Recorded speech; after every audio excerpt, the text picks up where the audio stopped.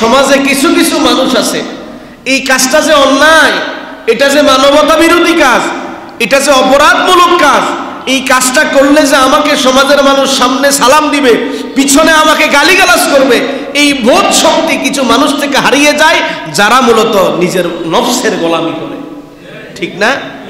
একটি মাত্র কারণ, সে তার নফসের গোলামি করছে, সে শয়তানের ধোঁকা গ্রহণ করেছে। বিসমিল্লাহির রহমানির রহিম। আমরা বিগত 3টি জুমায় শয়তানের ধোঁকা ও সমাধান নিয়ে আলোচনা করেছিলাম। আজকে আমাদের শেষ পর্ব। আমরা ইনশাআল্লাহ আজকে শয়তানের ধোঁকা থেকে কি করে বাঁচা যায় এই নিয়ে কথা বলবো ইনশাআল্লাহ। আমরা বিগত আলোচনাগুলোতে কি কি বলেছিলাম এই বিষয়গুলি সংক্ষিপ্ত আকারে আপনাদেরকে স্মরণ করিয়ে দেব, যেন আমাদের কথা ধারাবাহিকতা ঠিক থাকে।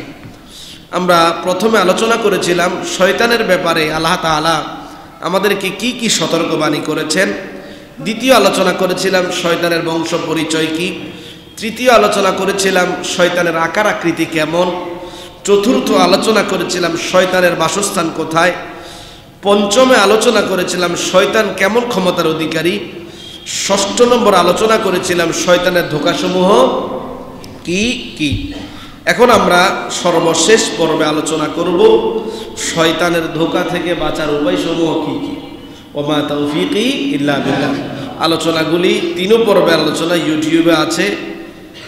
আমানতুল্লাহ, মাওলানা আমানতুল্লাহ কিংবা শুধু আমানতুল্লাহ সার্চ দিলেই আমার চ্যানেলটা পেয়ে যাবেন, আমার ছবি সহ আছে। বারবার অনুরোধ করি, এই শয়তান আপনার প্রকাশ্য দুশমন, আল্লাহ তাআলা কোরআনে বলেছেন। সুতরাং দুশমন সম্পর্কে অবশ্যই আপনাকে সজাগ থাকা লাগবে। দুশমন সম্পর্কে আপনাকে অবশ্যই কি থাকা লাগবে? সজাগ থাকা লাগবে। শয়তান আপনাকে বিভিন্নভাবে ধোঁকায় ফেলবে। আমরা পুরো আলোচনা যদি নির্যাস তৈরি করি, পুরো আলোচনার সারমর্ম, শয়তান আপনাকে 1 নম্বর ধোঁকা দিবে সন্দেহ তৈরি করে। কি ব্যাপারে? ঈমানের ব্যাপারে শয়তান সন্দেহ তৈরি করবে।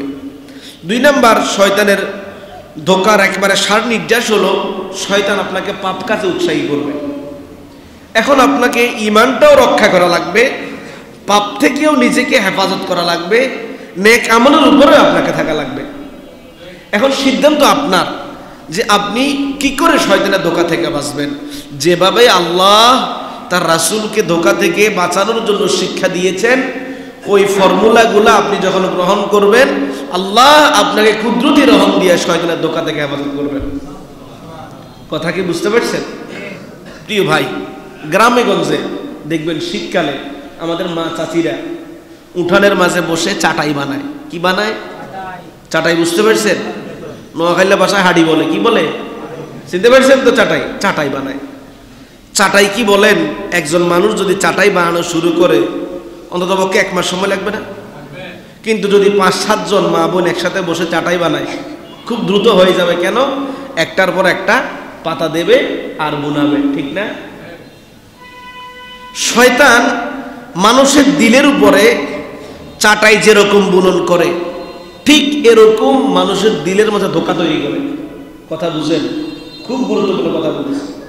শয়তান মানুষের দিলের মাঝে চাটাই যেরকম বুনন করা হয়, একটা পাতা দেওয়া হলো, আরেকটা দেয়, এটা ভাঁজ করে বসানোর পর আরেকটা দেয়, ঠিক তদ্রুপ প্রত্যেকটা পরতে পরতে শয়তান আপনাকে ধোঁকায় ফেলেছে। আল্লাহর রহমতে আপনি ধোঁকা ক্রস করেছেন, আবার আপনাকে ধোঁকায় ফেলবে। এটা আবার ক্রস করেছেন, আবার আপনাকে ধোঁকায় ফেলবে। সুতরাং আপনাকে শয়তানের ধোঁকা সম্পর্কে সজাগ থাকা। প্রিয় ভাইয়েরা, আল্লাহ সুবহানাহু ওয়া তাআলা এই কোরআনুল কারীমের মাঝে বান্দা কি করে শয়তানের ধোঁকা থেকে বাঁচবে, কি করে প্রকাশ্য দুশমন থেকে বেঁচে থাকবে, যেই দুশমনকে সে সচক্ষে দেখে না, যেই দুশমন তার শরীরের প্রত্যেকটা রন্ধ্রে রন্ধ্রে প্রবেশ করতে পারে, যেই দুশমন তার মুহূর্তে দিলের মাঝে ধোঁকা ফেলে দিতে পারে, ওই দুশমন থেকে কি করে বাঁচা যায়, ওই বাঁচার ফর্মুলা আল্লাহ তাআলা মুহাম্মাদুর রাসূলুল্লাহ সাল্লাল্লাহু আলাইহি ওয়াসাল্লামের মাধ্যমে শিক্ষা দিয়েছেন। শয়তান কি করে আপনাকে ধোঁকা দেয়, হাদিস শরীফ উল্লেখ করা হয়েছে।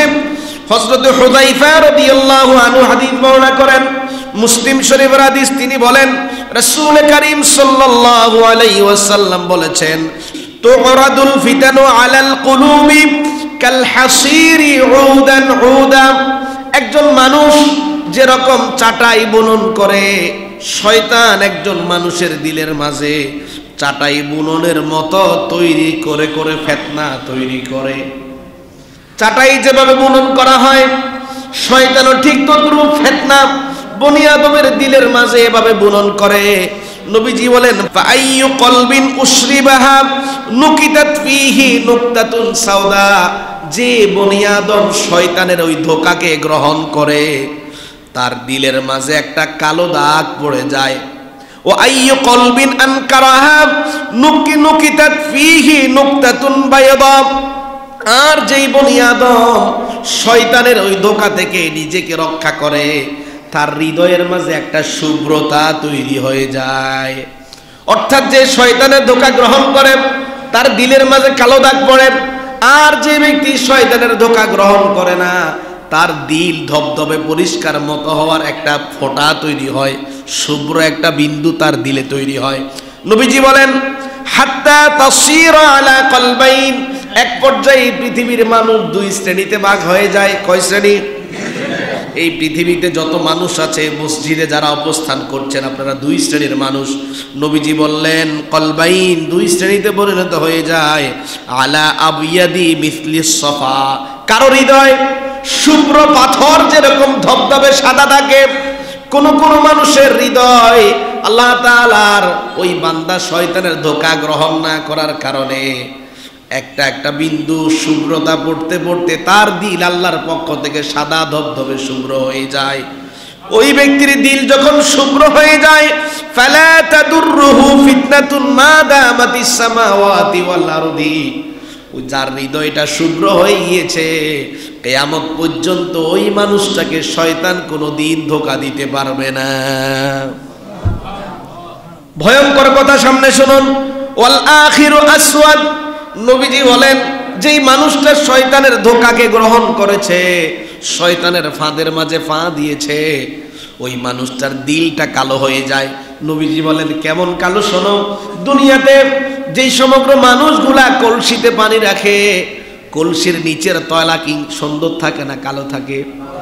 নবীজি বলেন, কলসির নিচের তলা যেমন কালো হয়ে যায়, যে মানুষটা শয়তানের ধোঁকায় পড়ে যায়, তার দিলটাও তেমন কালো হয়ে যায়। ওই মানুষটার অবস্থান কেমন হয়? নবীজি বলেন, লা ইয়ারিফু মা'রুফা। ভালো কাজ কি জিনিস সে সেটা বুঝে না। ওয়ালা ইউনকারু মুনকারা। মন্দ কি জিনিস সেটাও সে বুঝতে পারে না। তার কাছে ভালো এবং মন্দ কাজ দুইটা ভাগ করার যোগ্যতা থাকে না। ইল্লা মা উশরিবা মিনাল হাওয়া। এক পর্যায়ে সে তার প্রবৃত্তির গোলাম হয়ে যায়, মন যেভাবে চায় সে সেভাবে করে। এই হাদিস কি আমাদের সাথে বাস্তব না?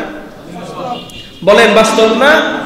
সমাজে কিছু কিছু মানুষ আছে, এই কাজটা যে অন্যায়, এটা যে মানবতা বিরোধী কাজ, এটা যে অপরাধমূলক কাজ, এই কাজটা করলে যে আমাকে সমাজের মানুষ সামনে সালাম দিবে, পিছনে আমাকে গালিগালাজ করবে, এই বোধ শক্তি কিছু মানুষ থেকে হারিয়ে যায়, যারা মূলত নিজের নফসের গোলামি করে। ঠিক না? যার কারণে মানুষ মানুষকে দিনে দুপুরে হত্যা করে, মানুষ মানুষের অর্থ চুরি এবং ডাকাতি করে, মানুষ মানুষকে নিজের কাছে হায়নার চাইতে নিজেকে বিধ্বংসী হিসাবে রূপায়িত করে। একটি মাত্র কারণ, সে তার নফসের গোলামি করছে, সে শয়তানের ধোঁকা গ্রহণ করেছে। এখন সিদ্ধান্ত আপনার, আপনি কি সেই শুভ্র হৃদয়ের অধিকারী হবেন না কালো হৃদয়ের অধিকারী হবেন? কোন হৃদয় বলেন? শুভ্র হৃদয়। কোন হৃদয়? শুভ্র হৃদয়। প্রিয় ভাইয়েরা, অন্য হাদিসে উল্লেখ করা হয়েছে, হযরত আব্দুল্লাহ ইবনে আব্বাস রাদিয়াল্লাহু আনহু হাদিস বর্ণনা করেন, সহিহ বুখারী শরীফের হাদিস। নবীজি বলেন, আশ-শাইতানু জাসিমুন আলা কলবি ইবনে আদম। শয়তান বনি আদমের কলবের মাঝে জোকের মতো লেগে থাকে।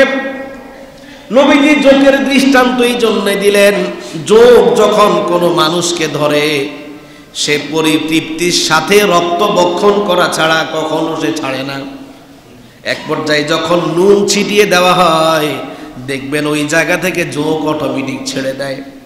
নবীজি বলেন ঠিক তদ্রুপ বনি আদমের ঈমানকে বিধ্বংসী করার জন্য, ঈমান হারা করে তাকে জাহান্নামী হিসেবে দুনিয়ার জমিনে উপযুক্ত করিয়ে দেওয়ার জন্য বনি আদমের কলবের মাঝে জোকের মতো শয়তান লেগে থাকে। ফাইদা যাকারাল্লাহ খানাসা, ওই বনি আদম যখন আল্লাহ কথা স্মরণ করে, আল্লাহর জিকির করে, সাথে সাথে শয়তান তার দিল থেকে সরে যায়। লবণ দিলে যোগ ছোটে, কিন্তু দিলের মাঝে তো আপনি লবণ দিতে পারবেন না, সেখানে কি দিবেন? আল্লাহর জিকির। কার জিকির?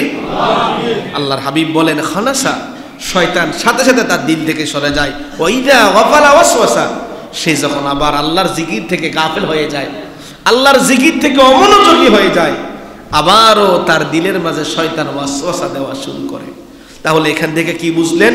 যে শয়তান বনি আদমের দিলের মাঝে চাটাই যেরকম বুনন করা হয়, ধোঁকাও এভাবে বুনন করবে।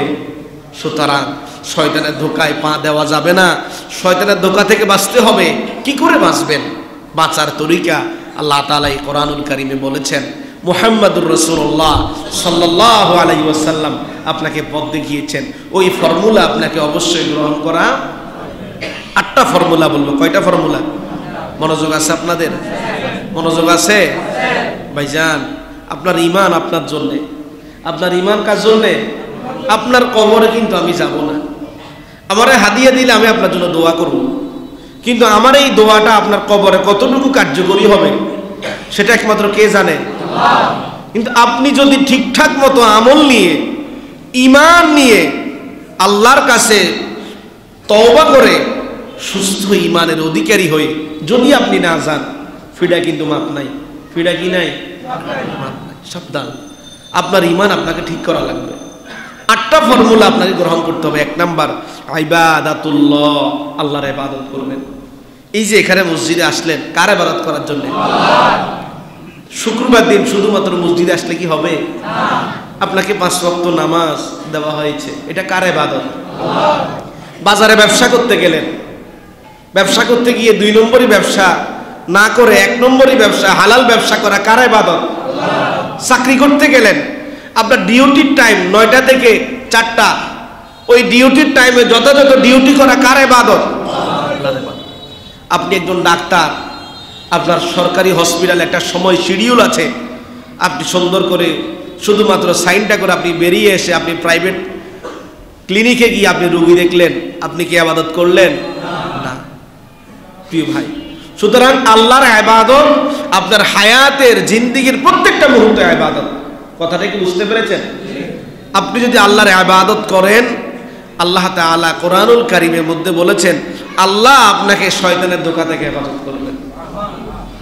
আল্লাহ তাআলা কোরআনুল কারীমে শয়তানের ধোঁকার ব্যাপারে সূরাতুল হিজরের 42 নং আয়াতে বলছেন ইন্না ইবাদি লাইসা লাকা আলাইহিম সুলতান ইল্লা মান ইত্তাবাআকা মিনাল গাওয়িন।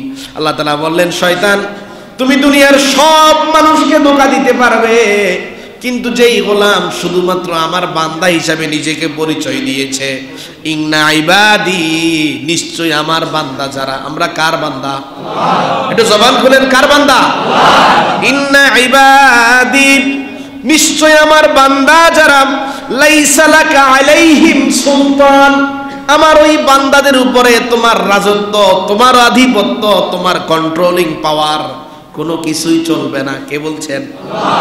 ইল্লা মানিত্তাবাকা মিনাল গাওয়িন, তবে যে সমগ্র গোলামেরা তোমার ভ্রান্তির মাঝে পড়ে গিয়ে তোমার গোলামি করছে, তোমার অনুসরণ করছে, তারা ব্যতীত যত ঈমানদার আমার ইবাদত করে, আমাকে আল্লাহ হিসাবে মানে, আমাকে ভয় করে, ওই বান্দাদের উপর তোমার রাজত্ব চলবে ভাইজান। তাহলে ইবাদত করা লাগবে। ধোঁকা থেকে হেফাজত করবেন কে? আল্লাহ। সূরাতুল হিজরের 39 থেকে 40 নং আয়াতে আল্লাহ তাআলা বলছেন, ক্বালা রাব্বি বিমা أغويتني لأزينن لهم في الأرض ولأغوينهم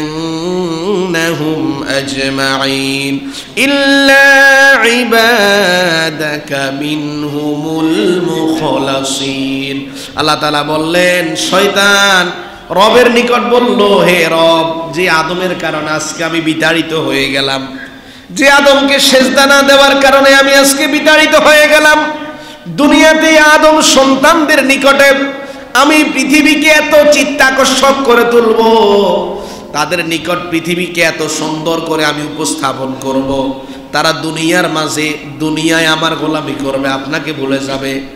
ওলা উবিয়ান্নাহুম আজমাইন, আমি আল্লাহ তাআলা আপনাকে বলছি, তারা আপনাকে ছেড়ে দিয়ে আমি শয়তানের গোলামি করবে। কে বলছে? শয়তান বলছে। মানুষের কাছে দুনিয়াকে অনেক সুন্দর করে তুলব, সে দুনিয়ার পূজারী হয়ে যাবে এবং সে দিকভ্রান্ত হয়ে যাবে। আজমাইন, বেশিরভাগ মানুষকে আমি পদভ্রষ্ট করে ফেলব। ইল্লা ইবাদাকা মিনহুমুল মুখলাসিন, তবে আপনার বিশেষ বান্দা যারা, আপনার বিশেষ বান্দা যারা, তাদের উপরে আমার কোনো আধিপত্য চলবে না।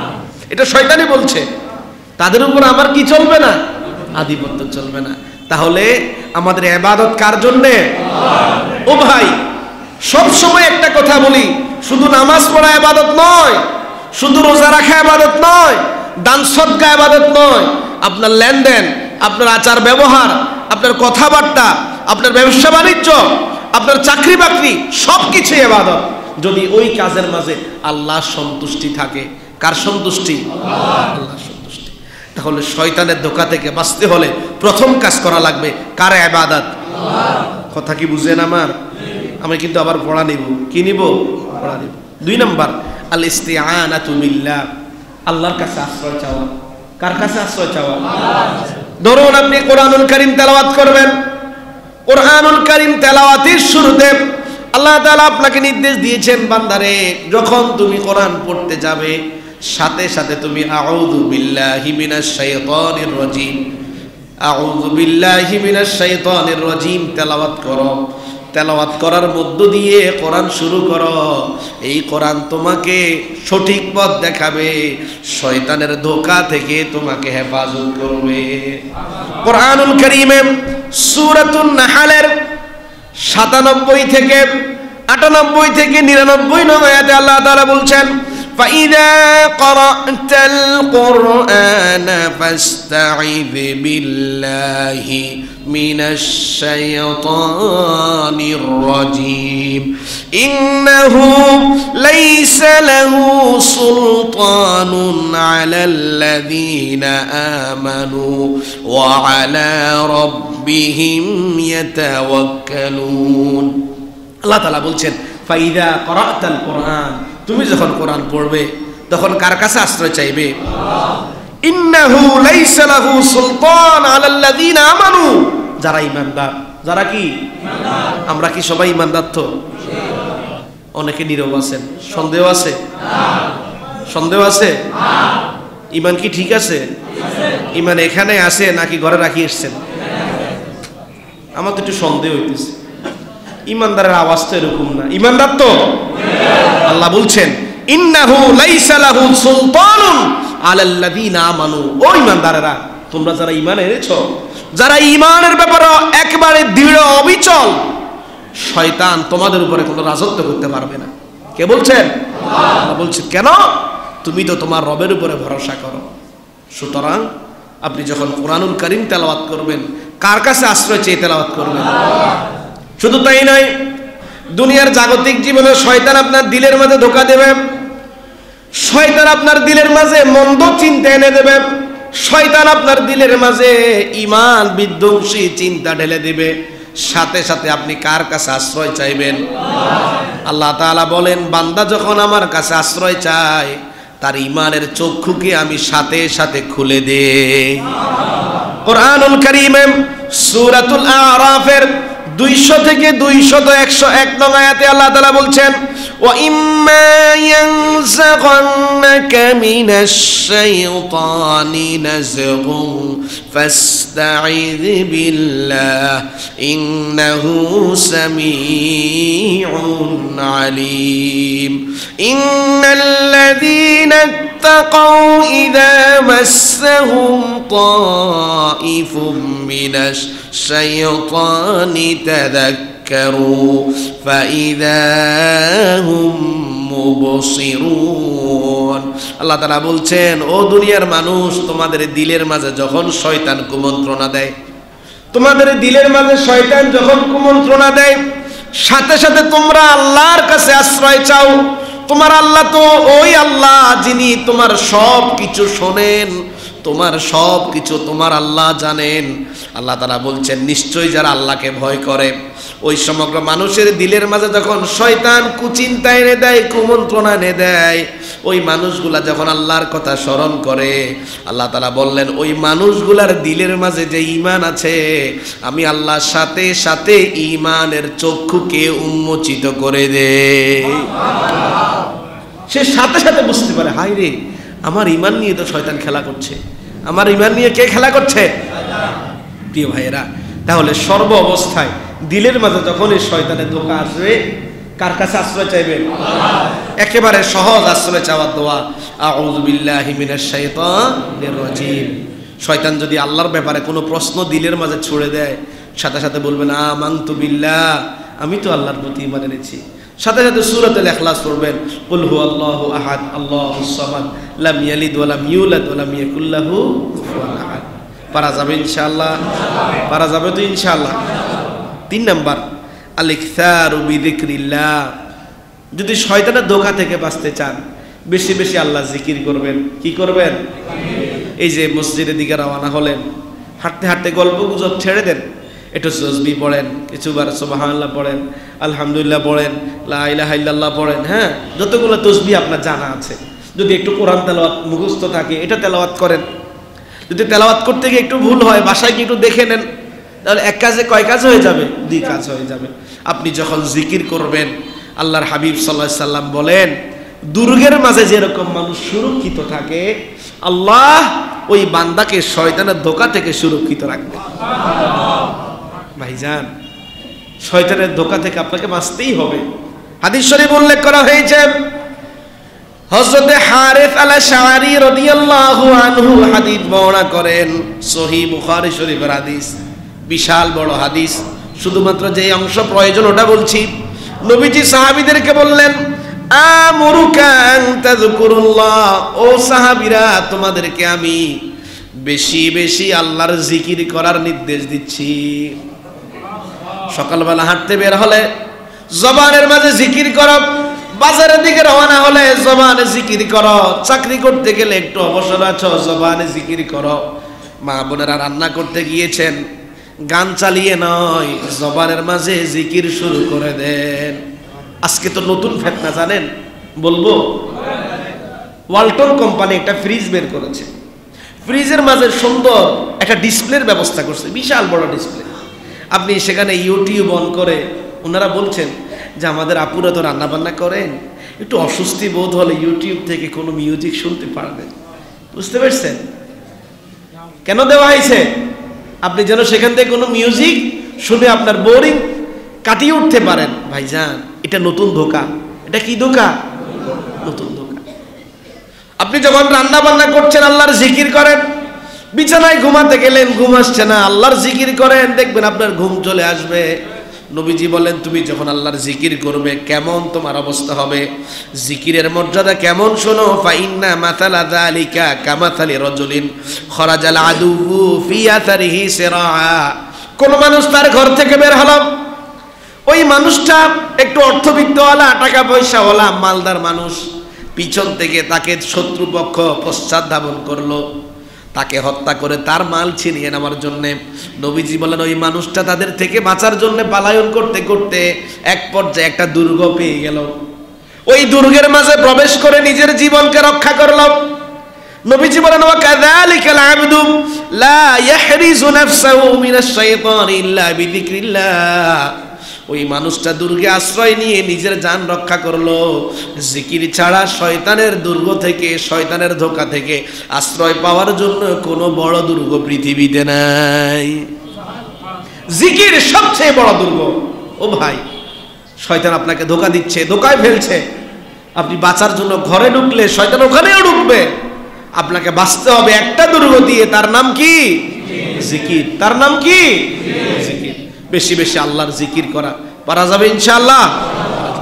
প্রিয় ভাইয়েরা, 4 নাম্বার, শয়তানের ধোঁকা থেকে যদি বাঁচতে চান, ঘরের মাঝে শয়তানের ধোঁকা থেকে যদি ঘরের মানুষকে রক্ষা করতে চান, আপনাকে অবশ্যই কোরআনুল কারীমে সূরাতুল বাকারার শেষ 2 আয়াত ঘরের মাঝে তেলাওয়াত করতে হবে।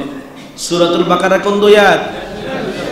আমানার রাসূলু বিমা উনজিলা ইলাইহি মির রাব্বিহি ওয়াল মুমিনুন কুল্লুন আমানা বিল্লাহি ওয়া মালাইকাতিহি ওয়া কুতুবিহি ওয়া রুসুলিহি লা নুফাররিকু বাইনা আহাদিম মির রুসুলিহি ওয়া ক্বালু সামি'না ওয়া আতা'না গুফরানাকা রাব্বানা ওয়া ইলাইকাল মাসীর লা ইউকাল্লিফুল্লাহু নাফসান ইল্লা বুসআহা লাহা মা কাসাবাত ওয়া আলাইহা মাকতাসাবাত রাব্বানা লা তুআখিযনা ইন নাসিনা আও আখতা'না রাব্বানা ولا تحمل علينا إصرا كما حملته على الذين من قبلنا ربنا ولا تحملنا ما لا طاقة لنا به واعف عنا واغفر لنا وارحمنا أنت مولانا فانصرنا على القوم الكافرين। কোরআনুল কারীমে সূরাতুল বাকারার এই শেষ 2 আয়াত আপনি ঘরের মাঝে কি করবেন? তেলাওয়াত করবেন। বলা যাবে ইনশাআল্লাহ। হাদিস শরীফে উল্লেখ করা হয়েছে, হযরতে নু'মান ইবনে বাশীর রাদিয়াল্লাহু আনহু হাদিস বর্ণনা করেন, তিরমিজি শরীফের হাদিস। তিনি বলেন, ইন্নাল্লাহা কাতাবা কিতাবান ক্বাবলা আন ইয়াখলুকাস সামাওয়াতি ওয়াল আরদি বিআলফ আম। আসমান এবং জমিন সৃষ্টির 2000 বছর আগে আল্লাহ তাআলা একটা কিতাব লিখে রেখেছেন। সেই কিতাবের নাম কি?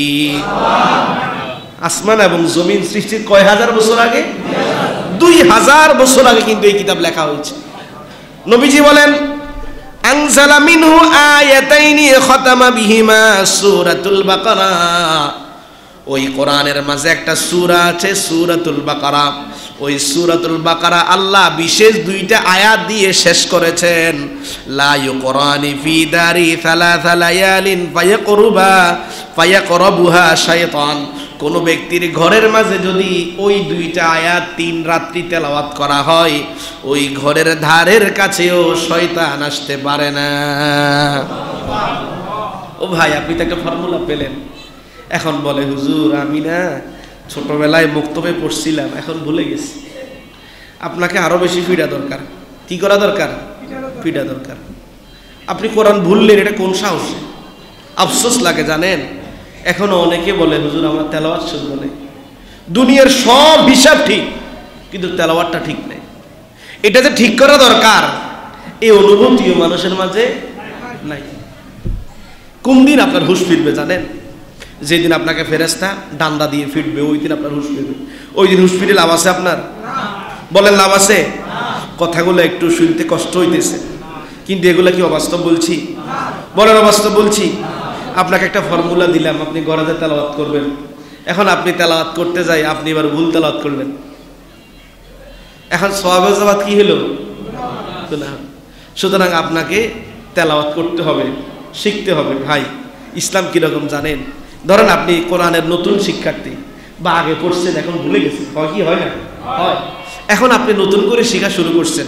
ধরেন আপনি কোরআনুল কারীম তেলাওয়াত করতেছেন, তেলাওয়াত করতে গিয়ে মাঝে মধ্যে আপনার একটা ত্রুটি বিচ্যুতি হইতেছে। আল্লাহর হাবিব সাল্লাল্লাহু আলাইহি সাল্লাম বলেন, তেলাওয়াতের শিক্ষার্থী, তেলাওয়াতের কি শিক্ষার্থী কষ্ট করে পড়তেছে, একটু ত্রুটি বিচ্যুতি হচ্ছে, যে শুদ্ধরূপে পড়ে সে যত না সওয়াব পায়, একজন শিক্ষার্থী ভুলভাল পড়লে তাকে দ্বিগুণ সওয়াব দেওয়া হয়। সুতরাং এই জন্য আপনাকে শিক্ষার্থী হওয়া লাগবে, শিখা লাগবে না, আমাকে আমার কোরআনটা শিখতেই পারবেন ইনশাআল্লাহ। প্রতিদিন একটা না একটা সময় বের করেন। আমাদের অত্র মসজিদে নব আলো আলহামদুলিল্লাহ নামাজ প্রশিক্ষণ কোর্স, এখানে কোরআনও শিখায়, একটা ফ্রি কোর্স। ইমাম সাহেব কতজন ভর্তি হয়েছে? 100 জন বেড়েছে তো, হ্যাঁ 89 জন, হ্যাঁ 89 জন ভর্তি হয়েছে, মানে কাগজে কলমে 89 কিন্তু দখলে নাই। জায়গা কাগজে কলমে কত 89, কিন্তু দখলে মানুষ কি মাত্র 15 জন, 20 জন, 30 জন। ভাইজান আপনাদেরকে একটা ফ্রি ব্যবস্থাপনা করছে, এই মানুষগুলো আপনাদের যদি আগ্রহ থাকে না আমার কোরআনটা শুদ্ধ করবো, আমরা আসবো, তাহলে উনারাও তো আর একটা সাহস পায় না, এই মানুষগুলোকে শেখানো দরকার। একটা ফ্রি ব্যবস্থাপনায় আপনারা নাই, বলেন আপনাদেরকে কোন আস্তানায় নেওয়া দরকার? আসা যাবে ইনশাআল্লাহ? এই ক্লাসগুলো করবেন, আল্লাহ তাআলা তৌফিক দেন, সকলে বলি আমিন।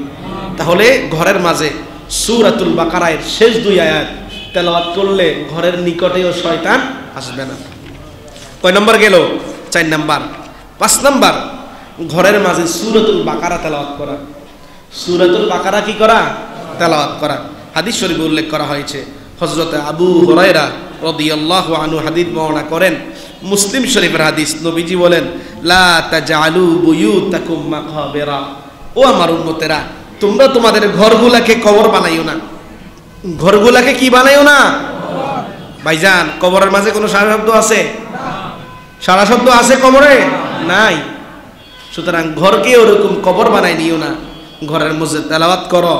কি তেলাওয়াত করবে? কোরআনুল কারীম তেলাওয়াত করবে। ইন্নাশ শাইতানা ইয়ানফিরু মিনাল বাইতি আল্লাযী তাকরাউ ফীহি সূরাতুল বাকারা, যে ঘরের মাঝে সূরাতুল বাকারার তেলাওয়াত হয়, কোরআনুল কারীমে সূরাতুল ফাতিহার পরে যে সূরা দিয়ে শুরু করা হয়েছে ওই সূরার নাম কি?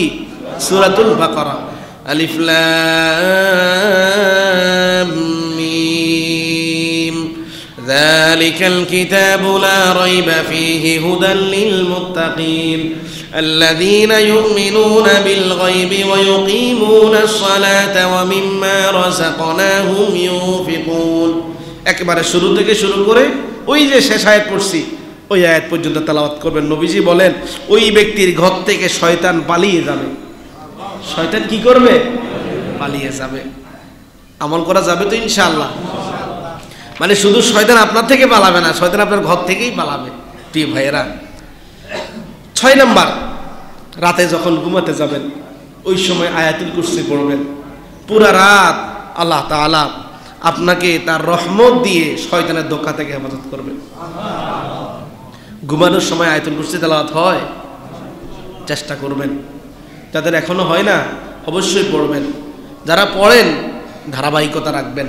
হাদিস শরীফে উল্লেখ করা হয়েছে, হযরত আবু হুরায়রা রাদিয়াল্লাহু আনহু হাদিস বর্ণনা করেন, সহিহ বুখারী শরীফের হাদিস, আয়াতুল কুরসি তেলাওয়াত করার ফজিলত কি?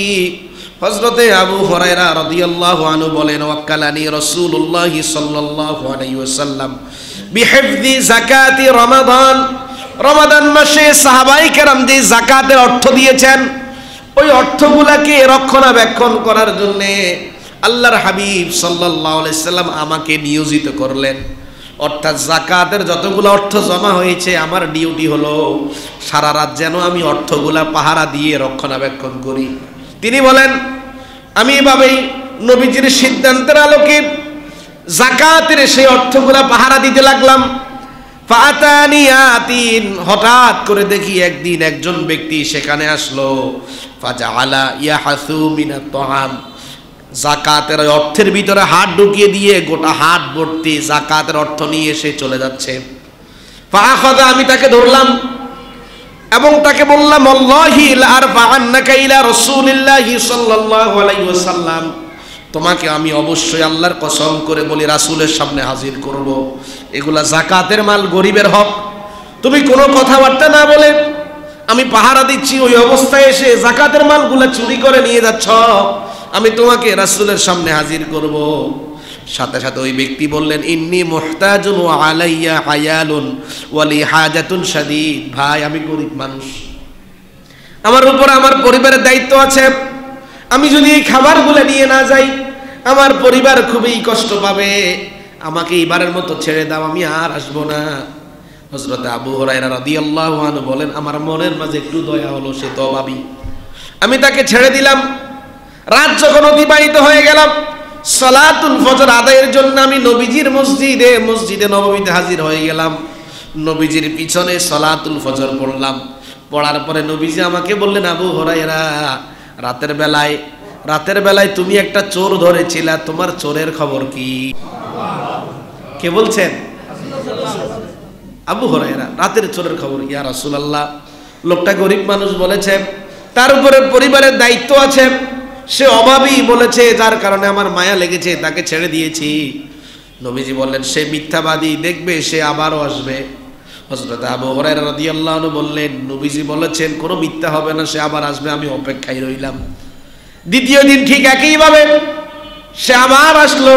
হঠাৎ করে আমার সামনে দিয়ে গিয়ে ওই যাকাতের অর্থের ভিতরে হাত ঢুকিয়ে এক মুষ্টি ওই অর্থ নিয়ে সে আবার রওনা করলো।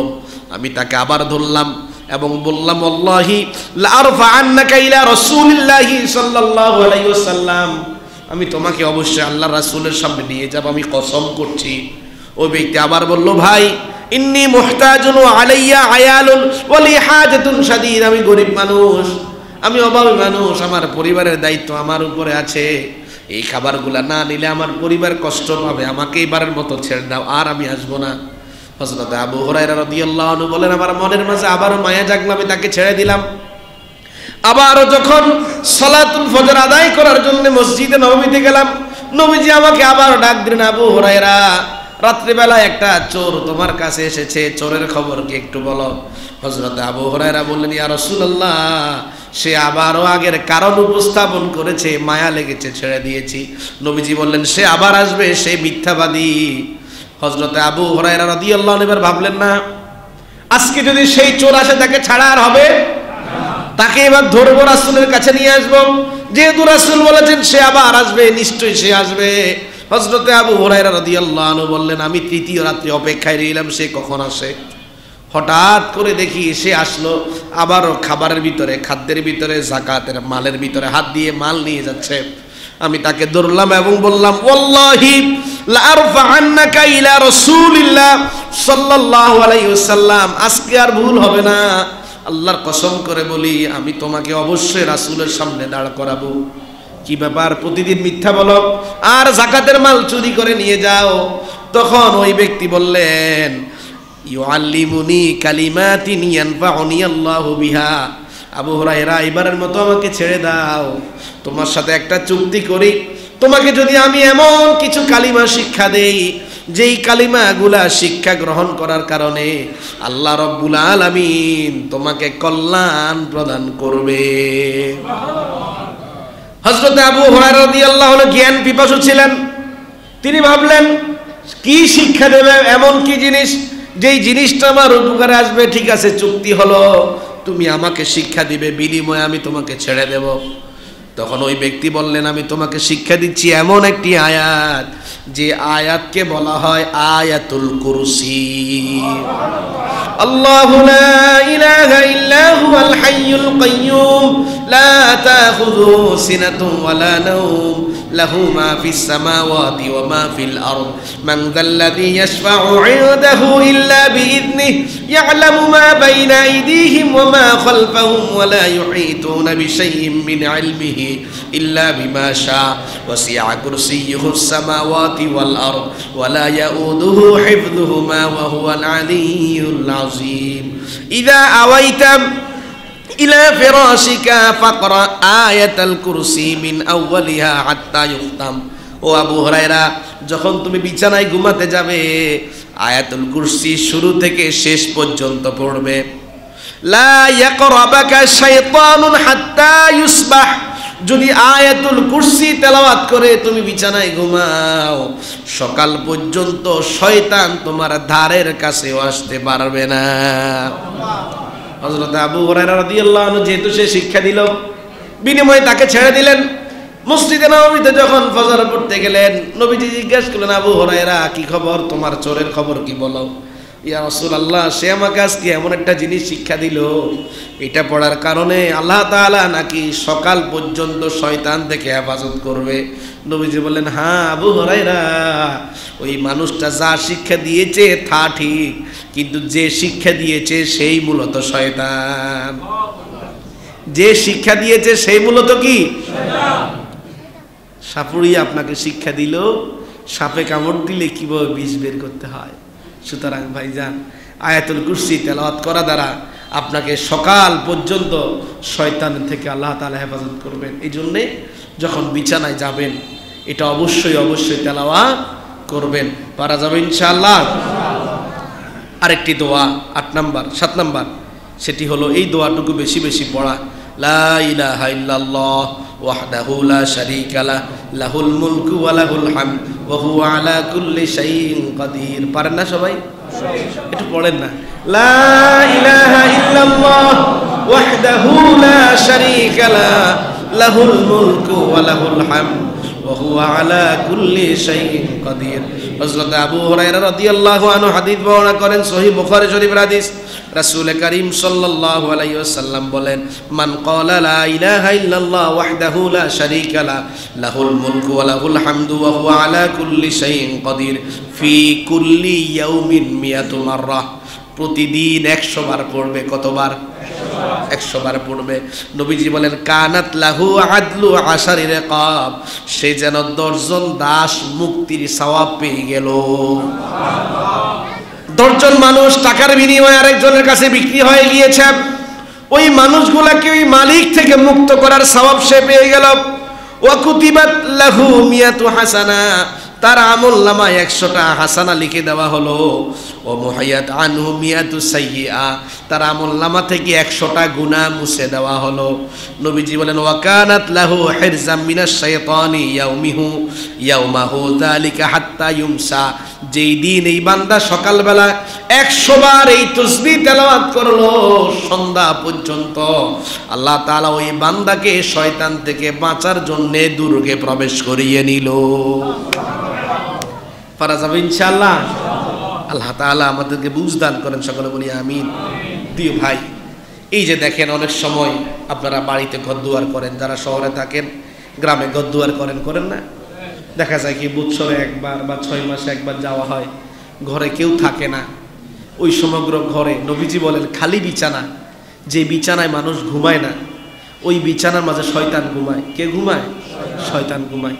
আপনি যখন বাড়িতে যাবেন সুন্দর করে বিছানাকে ঝাড়ু দেবেন, ঝাড়ু দিয়ে আপনি সুন্দর করে বিছানায় ঘুমাতে যখন যাবেন অবশ্যই আয়াতুল কুরসি তেলাওয়াত করবেন।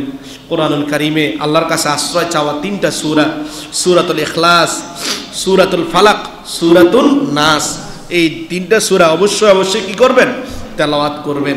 এরপর আল্লাহর নাম নিয়ে আল্লাহুম্মা বিসমিকা আমুতু ওয়া আহইয়া এই বলে ঘুমাবেন। পারা যাবে ইনশাআল্লাহ।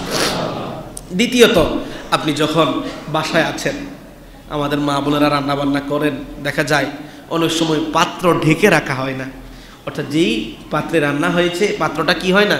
ঢেকে রাখা হয় না। অনেক সময় ভুলক্রমে থেকে যায় এরকম।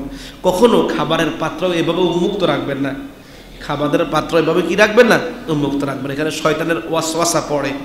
যখন পানির পাত্র থাকে, এখন তো স্বাভাবিক ওভাবে হয় না, এখন ফিল্টার থাকে, কিন্তু গ্রামে গঞ্জে যারা কলসি ব্যবহার করেন অবশ্যই পানির পাত্রকে ঢেকে রাখবেন, নাহলে ওই জায়গায় ধোকা পড়বে, শয়তানের জাদু পড়বে, এটা আপনার জন্য পরে ক্ষতির কি হয়ে যাবে? কারণ হয়ে যাবে।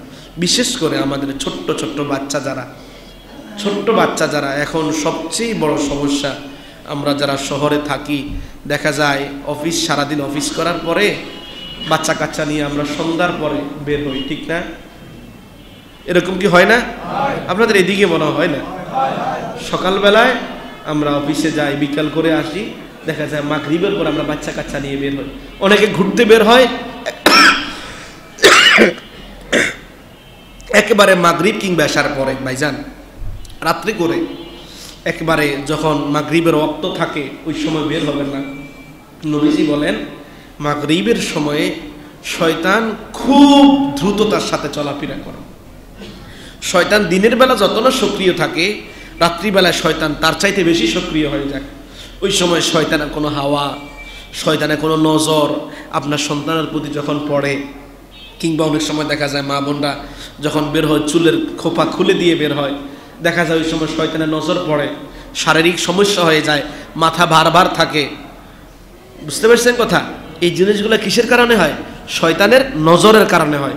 সুতরাং সন্ধ্যাকালীন সময়ে ঘরের দরজাগুলো বন্ধ রাখবেন, বাচ্চাকে সন্ধ্যাকালীন সময়ে ঘর থেকে বের করবেন না। পারা যাবে ইনশাআল্লাহ? পারবেন ইনশাআল্লাহ? এগুলো কিন্তু হাদিস থেকে, এটা কিন্তু কোনো গবেষণা না। কি থেকে? হাদিস থেকে।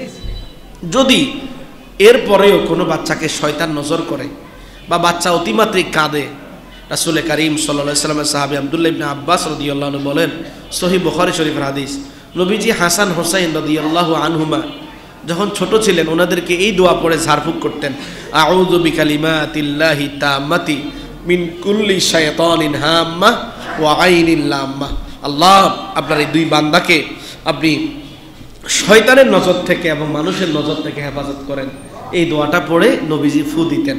এই জন্য কারো ঘরে কোনো বাচ্চা যদি এরকম কান্নাকাটি করে, কান্না বন্ধ হয় না, আপনি এই দোয়াটা পড়ে ফু দিবেন, আউযু বিকালিমাতিল্লাহি তাম্মা মিন কুল্লি শাইতানিন হাম্মা ওয়া আইনিন লাম্মা। চোখের নজরের জাদু এবং শয়তানের জাদু থেকে আল্লাহ তাআলা হেফাজত করে। প্রিয় ভাইয়েরা, তাহলে এই মর্মে আমরা 8টি পয়েন্টে কথা বললাম যে শয়তানের ধোঁকা থেকে আপনি কি করে বাঁচবেন। 1 নম্বর কাজ হলো আল্লাহর ইবাদত করবেন। 2 নম্বর কাজ আল্লাহর কাছে আশ্রয় চাইবেন। 3 নম্বর কাজ আল্লাহর বেশি বেশি জিকির করবেন। 4 নম্বর কাজ সূরাতুল বাকারার শেষ 2 আয়াত আছে, এই 2 আয়াত অবশ্যই তেলাওয়াত করবেন। 5 নম্বর কাজ সূরাতুল বাকারা ঘরে তেলাওয়াত করবেন। 6 নম্বর কাজ বিছানায় ঘুমানোর আগে আয়াতুল কুরসি পড়বেন। 7 নম্বর কাজ লা ইলাহা ইল্লাল্লাহ ওয়াহদাহু লা শারীকা লা লাহুল মুলক ওয়া লাহুল হামদ ওয়া হুয়া আলা কুল্লি শাইইন কাদির, প্রতিদিন 100 বার পড়বেন। এবং 8 নম্বর কাজ বললাম, কোনো বাচ্চা যদি অনবরত কাঁদে ওই বাচ্চাকে আউযু বিকালিমাতিল্লাহি তাম্মা মিন কুল্লি শাইতানিন হাম্মা ওয়া আইনিন লাম্মা বলে আমরা ফু দেবেন। পারা যাবে ইনশাআল্লাহ। আমাদের আলোচনা এখানেই শেষ। আমি আপনাদের সাথে কিছু মসজিদ প্রাসঙ্গিক বিষয়